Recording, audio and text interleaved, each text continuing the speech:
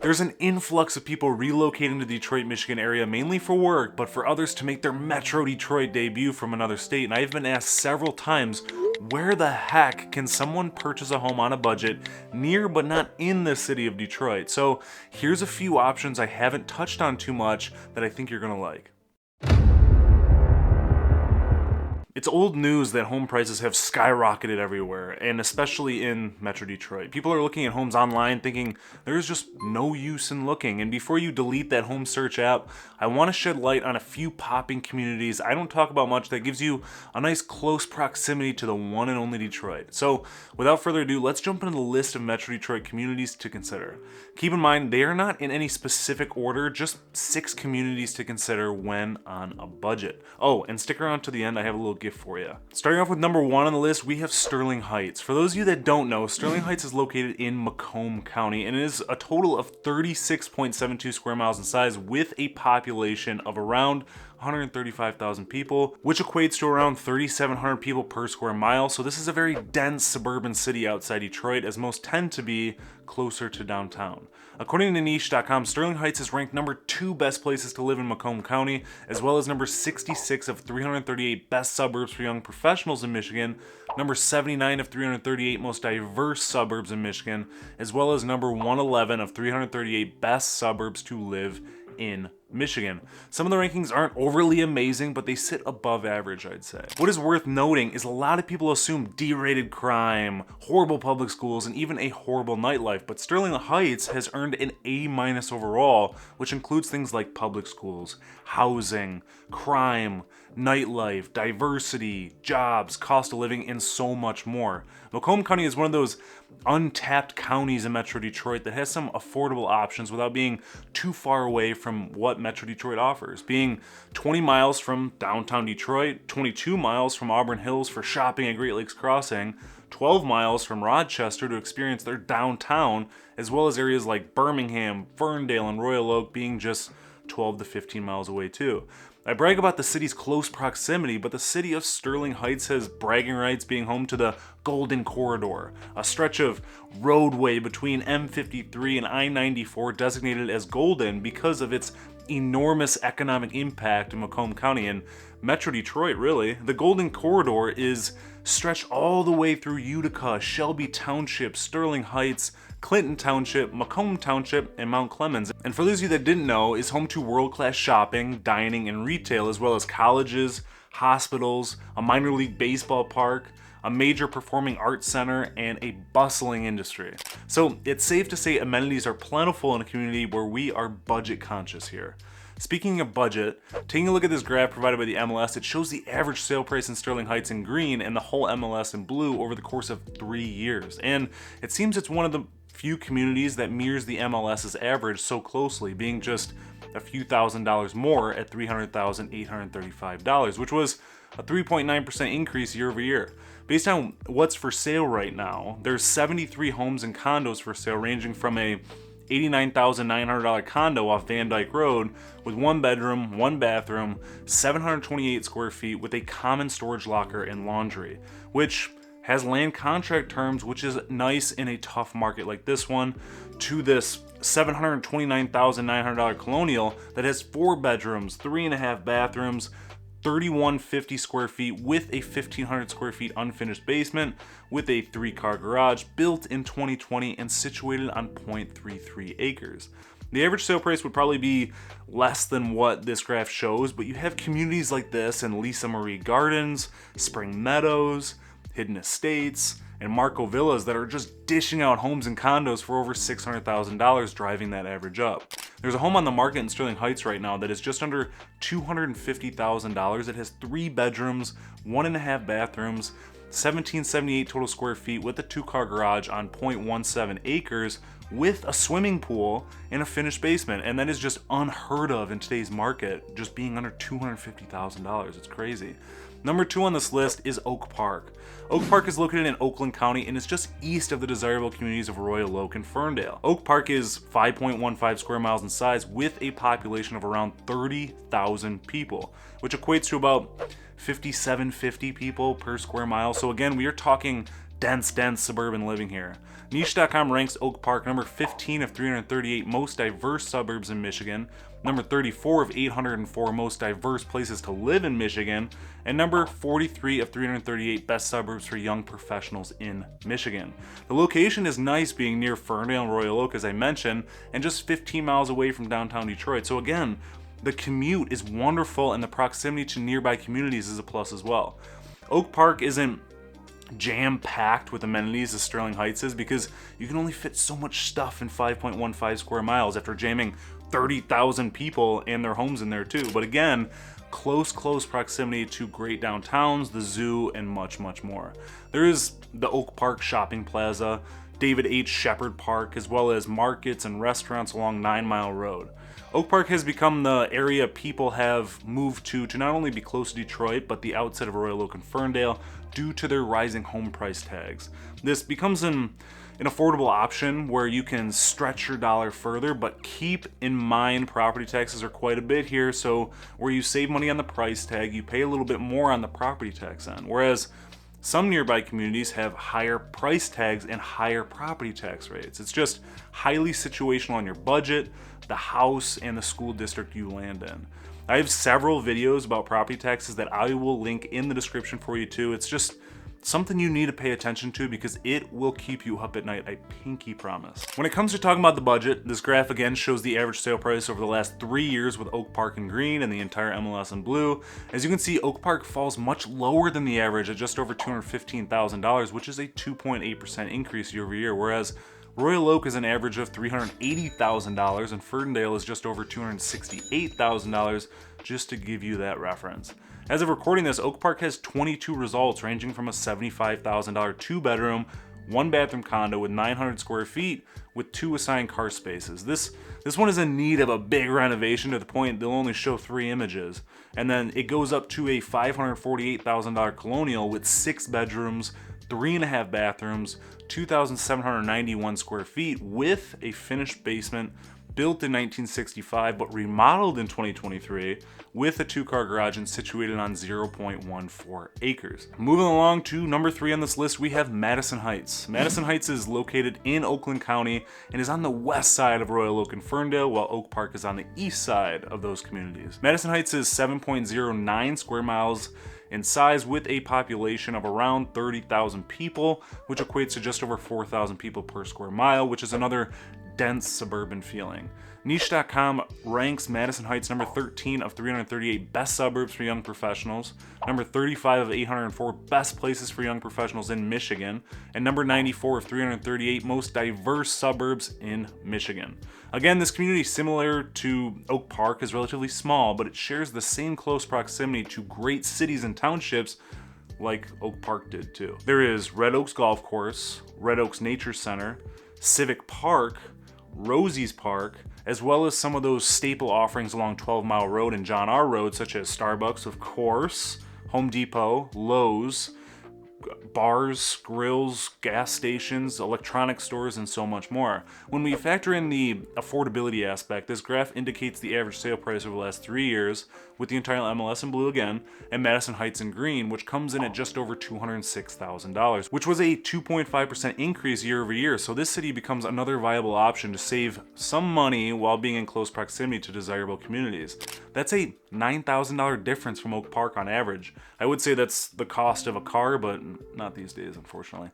And the plus side, the property taxes are much less than those of Oak Park too, while being able to be in the Royal Oak School District, living in Madison Heights, if that's a desire for you. As of recording this, there are 18 homes and condos for sale, ranging from a $104,900 home with 2 bedrooms, 1 bathroom, 860 square feet on a crawl space with no garage and built in 1925, situated on 0.12 acres. This home has an FHA assumable mortgage too, which allows you to essentially take over the mortgage at the rate the owner had, which would be 2 to 3% if they refinance during that time. But consult with a mortgage professional if this is a property of interest to see if this assumable mortgage scenario works for you.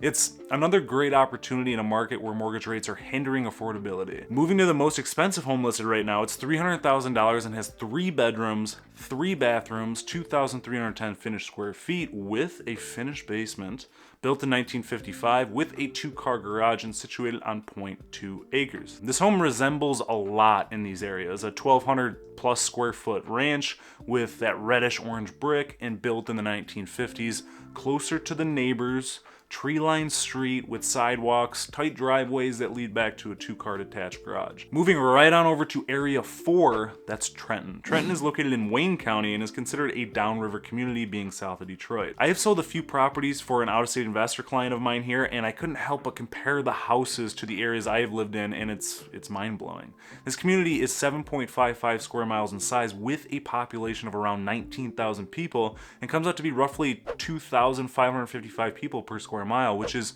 more of a sparse suburban feel with that ratio. Trenton is rated number 15 best places to live in Wayne County, number 53 of 624 best places to retire in Michigan, number 102 of 338 best suburbs to live in Michigan, and number 106 of 338 suburbs with the lowest cost of living in Michigan, according to niche.com. As far as amenities and things to do, Trenton is a Detroit riverfront community, so think parks, hiking, biking, kayaking, downtown shops, dining options, near the only international wildlife refuge in North America with a connection to the downriver linked greenways. When chatting about affordability, we have this graph again with the entire MLS in blue and Trenton in green coming in at just over $216,000 with a 0% increase year over year.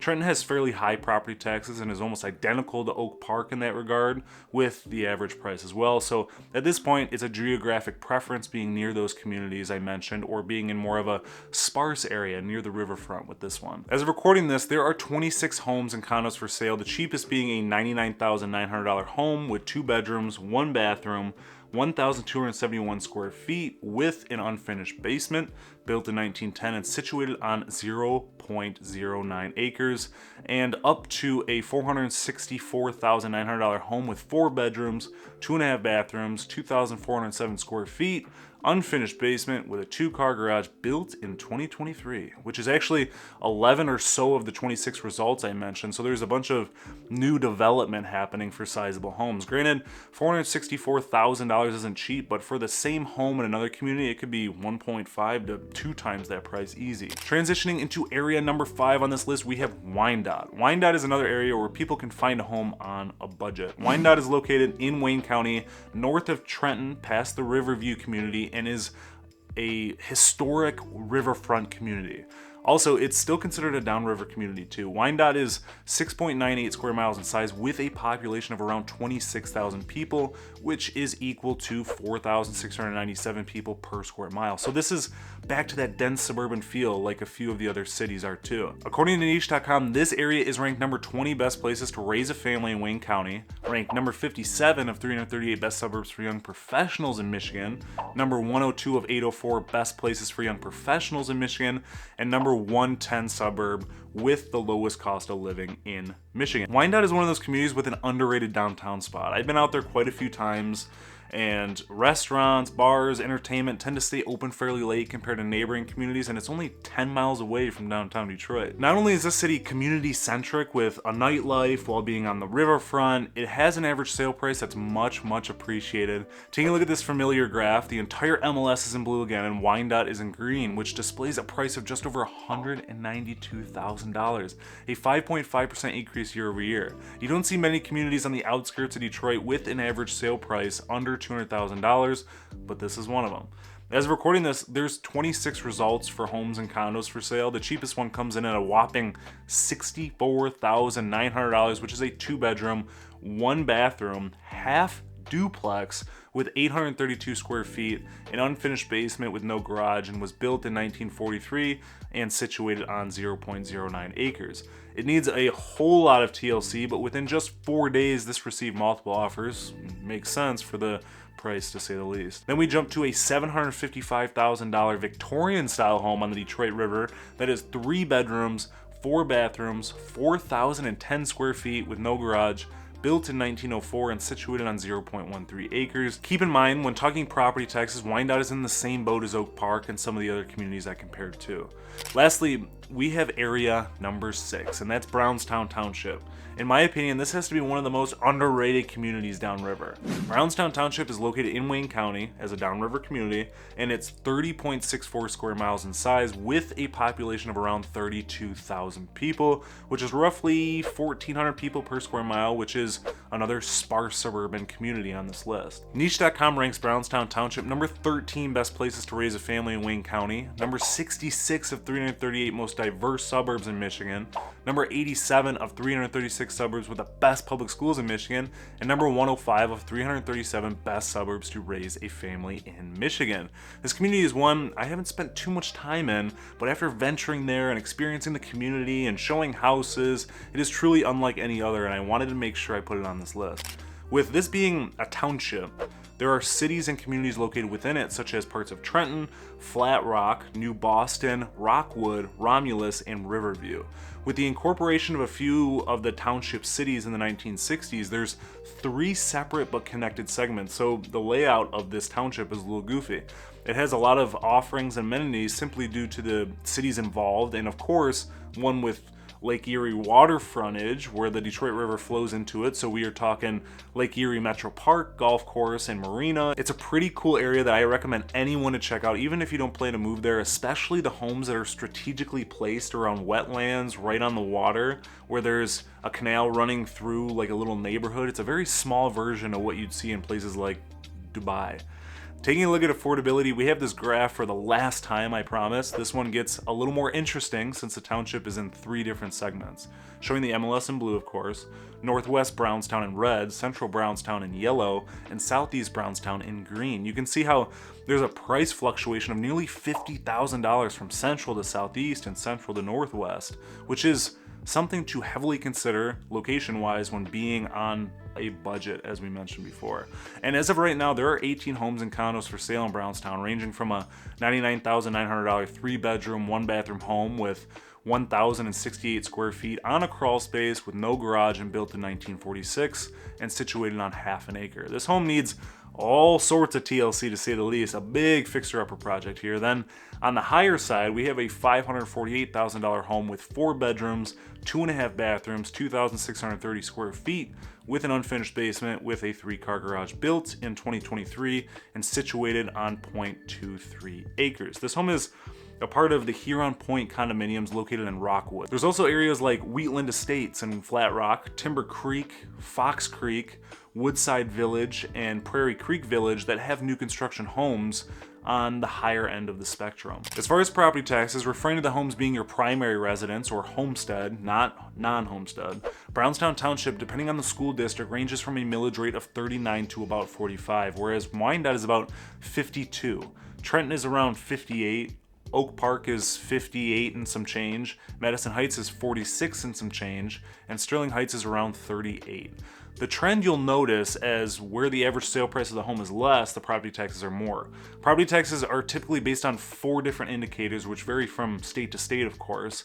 Property tax reliance, home values, local spending and classification, and that's according to a new report from the Lincoln Institute, which mentions that generally cities tend to have more expensive property tax rates if there's high property tax reliance, low property values, or more robust local government spending.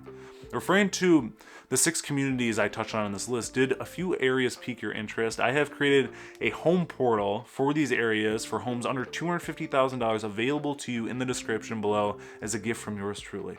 Don't hesitate to reach out, and if you have any questions, I'm always happy to help. Thanks as always for watching. If you got some value, give this video a big old thumbs up. Don't forget to hit the subscribe button and tap that little bell so you never miss out on an upload. Until next time.